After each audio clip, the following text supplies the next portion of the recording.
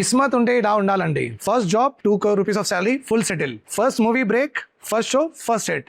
That is what has happened with Thalapathy Vijay అనమాట. First political party, first election, CM గా గెలిచిండ్రు. But at this point of time Tamil Nadu assembly గాల్లో ఉందన్నమాట. That is called as hung assembly అంటాం. There is no leader for the assembly at this point of time. అందుకే at this point of time we call that assembly as hung assembly. ఈ situation ఎందుకు వచ్చింది తమిళనాడులో? మన కంట్రీలో parliament అయినా సరే, స్టేట్ అయినా సరే, ఒక పార్టీ గవర్నమెంట్ ఫామ్ చేయాలంటే మినిమం 50% సీట్స్ రావాలి +1. సపోజ్ ఫర్ ఎగ్జాంపుల్ 100 సీట్స్ ఉన్నాయి అనుకోండి. 50% +1 అంటే 100 సీట్లో 50% ఎంత? 50 సీట్స్ +1 సీట్. 51 సీట్ వచ్చేస్తే చాలు, ఆ పార్టీ గెలుస్తుంది, ఆ పార్టీ పవర్లో వస్తుంది, అండ్ ఆ పార్టీ నుంచి మనకు సీఎం కూడా వస్తారు. ద సేమ్ టు సేమ్ తమిళనాడులో ఏం జరుగుతుందంటే 234 సీట్స్ ఉన్నాయి.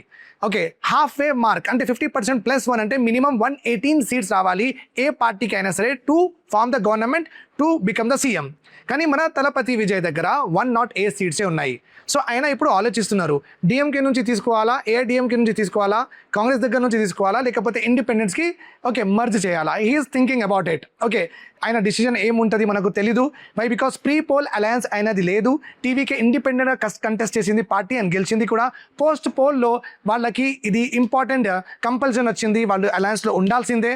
సో ఏ అలయన్స్లో పోతారు మీరు కామెంట్ సెక్షన్లో రాయొచ్చు. Let us hope that TVK party will do better.